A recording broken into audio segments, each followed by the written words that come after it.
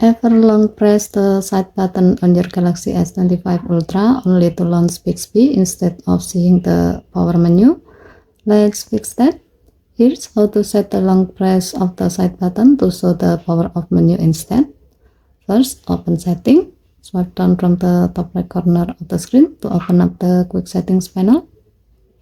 And then tap setting icon. Scroll down the screen to find advanced features. Tap advanced features. Next, tap side button. Tap long press. And then select power off menu. And that's it. Now when you press and hold the side button like this, as you can see, your phone will show the power off menu, letting you power off, restart, or use other options available in the screen. Okay, thank you for watching. Please help to like and subscribe. Have a nice day.